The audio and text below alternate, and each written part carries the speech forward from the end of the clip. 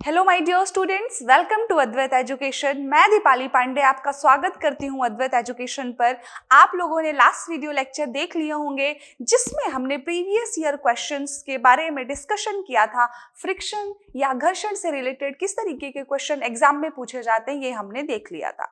तो चलिए साइंस में आगे बढ़ते हुए आज हम इलेक्ट्रोस्टैटिक की बात करेंगे, स्थिर वैद्युतिकी की बात करेंगे। इलेक्ट्रोस्टैटिक क्या होता है, आवेश क्या होता है, चार्ज क्या होता है, देन हम आएंगे करंट क्या होता है।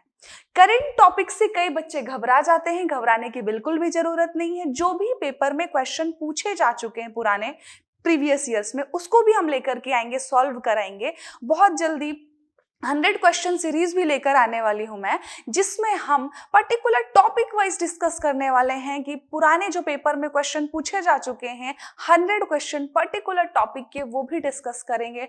तो बिल्कुल हमारे साथ जुड़े रहिए, बने रहिए। चलिए आज के लेक्चर की हम शुरुआत करते हैं।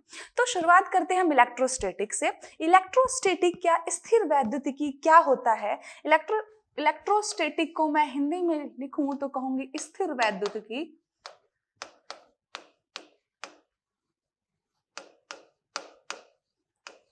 ये स्थिर वैद्युतिकी क्या होता है? The branch of physics which deals with the study of charges at rest. Physics की, भौतिकी की वह शाखा जहां पर हम अध्ययन करते हैं चार्जेस के रेस्ट पोजीशन पे होने का, आवेश के विरामावस्था में होने का, वह शाखा हमारी कहलाती है इलेक्ट्रोस्टैटिक। या कहें the forces between the field and the potential due to this charges. Rest पे रखे हुए वो चार्ज कौन कौन से फोर्स लगाते हैं, क्या पोटेंशियल लगाते हैं, विभव क्या होता है, ये सारी चीजों की जब हम स्टडी करते हैं इस कॉल्ड द इलेक्ट्रोस्टैटिक या स्टैटिक इलेक्ट्रिसिटी कहलाता है। यहां पर आपके सामने दो चार्ज पार्टिकल भी बने हुए हैं, नेगेटिव एंड पॉजिटिव। नेगेटिव से आपका फील्ड अंदर की तरफ आता हुआ दिख रहा है, पॉजिटिव से बाहर की तरफ जाता हुआ दिख रहा है। तो यही है आपका, ये एक इलेक्ट्रोस्टैटिक फील्ड है जो दिखाया गया है। तो बेसिकली हम इलेक्ट्रोस्टैटिक में क्या पढ़ने वाले हैं कि जो भी हमारे रेस्ट पोजीशन पे चार्ज होते हैं वो क्या क्या अप्लाई करते हैं, क्या क्या उनमें क्वालिटीज होती हैं। तो चलिए देखते हैं, धीरे धीरे हम आएंगे करंट पर। सीधा हम करंट की बात नहीं करेंगे क्योंकि एकदम बेसिक से भी क्वेश्चन बन जाता है कि करंट से तो बनता ही है, करंट के पहले का जो बेसिक पार्ट है उससे भी एग्जाम में आपके क्वेश्चन बनता है। तो चलिए हमने देखा इलेक्ट्रोस्टैटिक क्या होता है। समझ आया बच्चों इलेक्ट्रोस्टैटिक क्या है? इलेक्ट्रोस्टैटिक मतलब आप नाम से क्लियर रखो अपने दिमाग में कि इलेक्ट्रोस्टैटिक या स्टैटिक आ गया यानी कि स्थिर अवस्था होगी, और हिंदी में नाम भी है इसका स्थिर वैद्युतिकी। यानी कि जब चार्ज, हमारे आवेश जो है स्थिर अवस्था में होते हैं तो वो क्या क्या बल लगाते हैं, विभव क्या होता है, वहां पर कैसा पोटेंशियल जनरेट होता है, इन चीजों के बारे में जब आप स्टडी करोगे तो आपका कहलाएगा इलेक्ट्रोस्टैटिक। आगे बढ़ते हैं, इलेक्ट्रोस्टैटिक के बाद आता है हमारा इलेक्ट्रिक चार्ज। इलेक्ट्रिक चार्ज की खोज कैसे हुई, चार्ज कैसे एग्जिस्टेंस में आया? बहुत पहले साइंस में पढ़ा था, यदि याद होगा किसी को तो, है मैम स्कूल में एक्सपेरिमेंट्स वगैरह करवाया करते थे, ऐसे पेन से बोला करते थे हेयर्स में ऐसे करके रख करो, थोड़ा रगड़ो, उसके बाद अपन कागज के छोटे छोटे टुकड़ों को ऐसे चिपकाया करते थे तो चिपक जाते थे, यदि याद होगा तो, है ना? नहीं तो अभी भी कर सकते हो आप यदि याद नहीं है तो।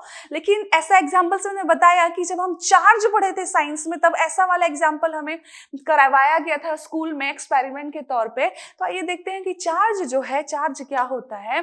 2600 वर्ष पूर्व आज से लेकर के, ठीक है, कौन, थेल्स नाम के एक वैज्ञानिक थे, दार्शनिक थे, जिन्होंने एम्बर नामक पदार्थ को, एम्बर नाम का एक पदार्थ होता है जिसको क्या किया था, ऊन से रगड़ा था। एम्बर नाम के पदार्थ को ऊन से रगड़ा तो उन्होंने क्या देखा, उन्होंने देखा कि एम्बर में हल्की वस्तुएं जैसे कागज के टुकड़े वगैरह क्या होते हैं, अपनी तरफ आकर्षित कर लेता है वो, यानी कि उस पर चिपकने लगते हैं। एम्बर या ऊन की ऐसी बहुत सी वस्तुएं हैं जिन्हें एक दूसरे से रगड़ने पर उनके अंदर अट्रैक्शन का गुण आ जाता है। हमने भी देखा था कि यदि हम पेन को सर में ऐसे, यदि बालों में तेल लगा हुआ है उसको ऐसे रगड़ें तो कागज के टुकड़ों को अट्रैक्ट करता था। तो वैसा ही क्या किया, एक थेल्स नाम के वैज्ञानिक ने एम्बर नाम के पदार्थ को, जब सबसे पहले आवेश का आविष्कार हुआ था तब उन्होंने थेल्स नाम के दार्शनिक ने ऐसा किया था कि एम्बर नाम का एक पदार्थ लिया था, जिसको रगड़ा था उन्होंने ऊन या बिल्ली की खाल से रगड़ा, तो उन्होंने देखा कि उसके बाद एम्बर में कोई भी वस्तु आकर के चिपक जाती है, जैसे कागज के छोटे टुकड़े। तो एग्जाम्पल क्या है इसका? है फलालेन, रेशम, कांच की लकड़ी, रबर इत्यादि। इन चीजों को यदि आप कहीं पर भी रगड़ोगे उसके बाद इसमें चार्ज जनरेट हो जाएगा। चार्ज जनरेट हो रहा है, इसीलिए वो किसी भी वस्तु को क्या कर रहा है? अट्रैक्ट कर रहा है। इस प्रकार अब आई आपकी चार्ज की डेफिनेशन। इस प्रकार वह कारक जिसके कारण वस्तुओं का एक दूसरे के संपर्क में लाने या रगड़ने पर उन वस्तुओं को अपनी तरफ आकर्षित करने का गुण उत्पन्न होता है, वही आपका क्या कहलाता है? विद्युत आवेश कहलाता है। इंग्लिश में कहें, in this way the factor that causes the object to come in contact with each other, या कि आप कांटेक्ट में ला रहे हो या कि उन दोनों को क्या कर रहे हो? रगड़ रहे हो, तो क्या होता है? Attract towards them is called the electric charge. यानी कि विद्युत आवेश वह गुण है जिसकी वजह से किन्हीं दो वस्तुओं को रगड़ने पर वह पदार्थ जो है किसी अन्य वस्तु को अपनी तरफ आकर्षित करता है, वही आपका कहलाता है इलेक्ट्रिक चार्ज। ठीक है। नॉर्मली हम जब चार्ज की डेफिनेशन बोलते हैं, मैंने इसको एकदम ही इजी वे में जो होती सबसे बेसिक साइंस की जो डेफिनेशन है वो इलेक्ट्रिक चार्ज की उठाई है, ताकि बच्चा यदि पहली बार भी वीडियो को देख रहा हो साइंस का प्रिपरेशन करने के लिए, तो उसको भी क्लियर हो जाए कि विद्युत आवेश क्या होता है। क्लियर है? चलिए, तो विद्युत आवेश हमने देखा कि वह कारक है या वह फैक्टर है जिसके कारण वस्तुओं का एक दूसरे के संपर्क में लाने या रगड़ने पर उनमें क्या होता है? दूसरी वस्तुओं को अपनी तरफ आकर्षित करने का क्या हो जाता है? गुण उत्पन्न हो जाता है। और वही जो गुण उत्पन्न हो रहा है, जो प्रॉपर्टी वहां पर आ रही है, वो क्यों आ रही है?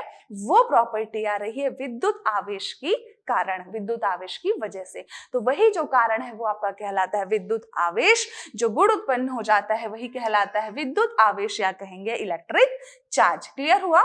चलिए आगे बढ़ते हैं। इलेक्ट्रिक चार्ज के बाद है, अब देखो इलेक्ट्रिक चार्ज पूरा जो है ना, इसका एक प्रोसेस टाइप बताया है ना। देखिएगा, आवेश उत्पन्न करने की प्रक्रिया को हम क्या कहते हैं? आवेशन। जब आपने पेन को लेके अपने सर पे ऐसे रगड़ा तो इसमें चार्ज जनरेट हुआ, तभी तो आपका वो कागज के टुकड़ों को अट्रैक्ट कर रहा है। तो ये जो आपकी रॉड है, सपोज करो, या पेन है, ये क्या कहलाएगी? चार्ज्ड पार्टिकल कहलाएगी, चार्ज्ड कहलाएगी। तो जो चार्जिंग है वो क्या है? आवेश उत्पन्न करने की प्रक्रिया को हम क्या कहते हैं? चार्जिंग कहते हैं। यानी कि यदि आप आवेश उत्पन्न कर रहे हो तो वो प्रक्रिया आपकी कहलाती है चार्जिंग। तो चार्जिंग या आवेशन क्या है? कि जब किसी वस्तु में आवेश उत्पन्न करने की जो प्रक्रिया है, यानी कि आप आवेश उत्पन्न कर रहे हो, तो आपका कहलाता है चार्जिंग।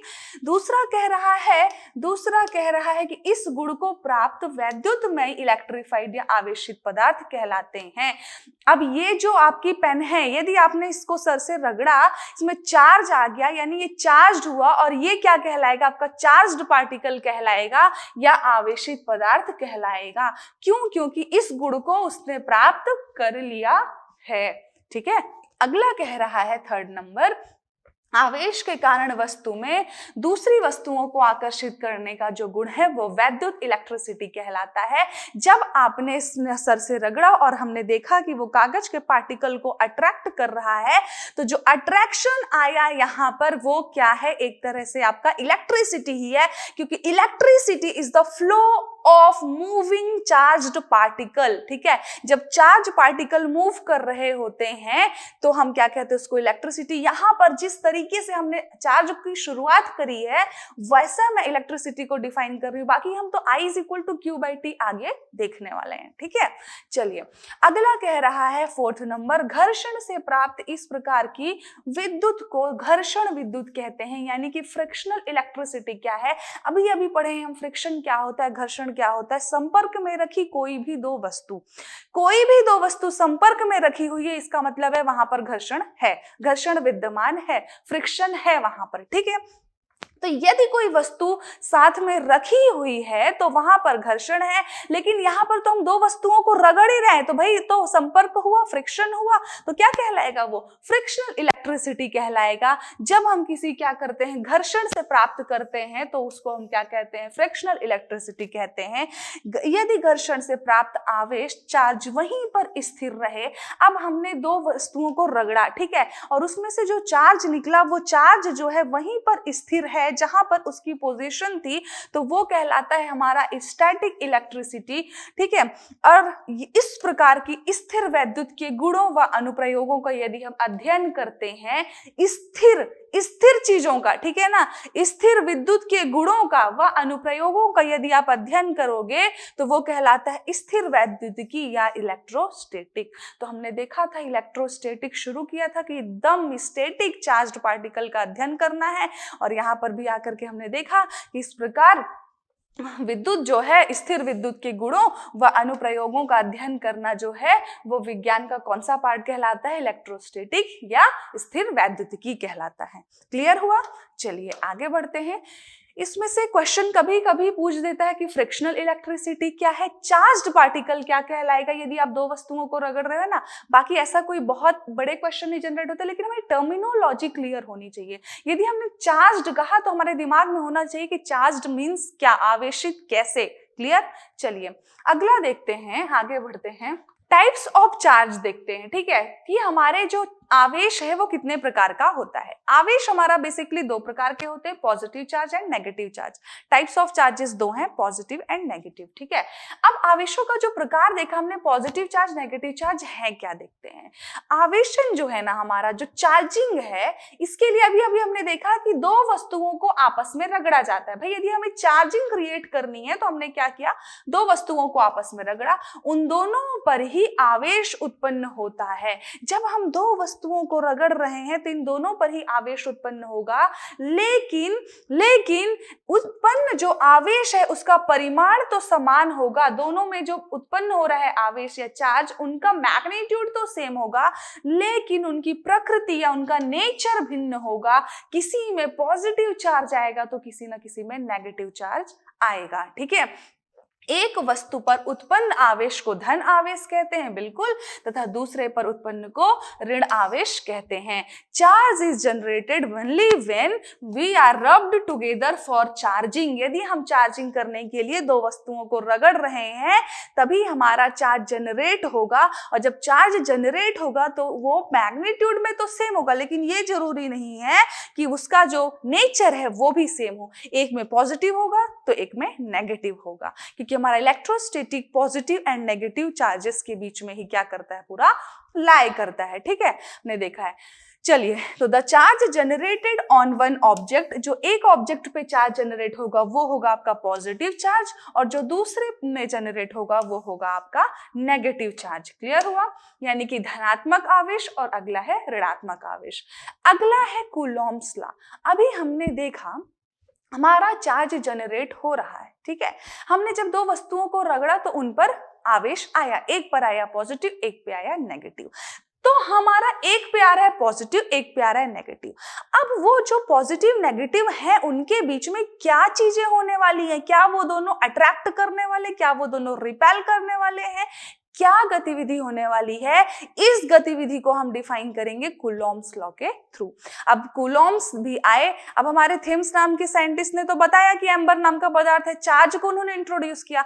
अब ये चार्ज जो पार्टिकल हैं, जो चार्ज है दोनों पॉजिटिव और नेगेटिव, इनके बीच क्या क्रियाएं प्रतिक्रियाएं हो रही हैं वो बताने के लिए आए कूलॉम्स। अब ये कूलॉम्स बताएंगे कि इन दोनों के बीच में जो लगने वाला फोर्स है वो कैसा होता है, वो उसका जो मेन चीज है, यानी उसका जो फॉर्मूला है वो कैसा होता है, उसका जो पूरा स्ट्रक्चर है कहना चाहिए वो क्या है, तो वो हम देखेंगे नेक्स्ट लेक्चर में। तब तक के लिए आप लोग बढ़िया से पढ़ते रहिए, मस्त रहिए। Thank you class.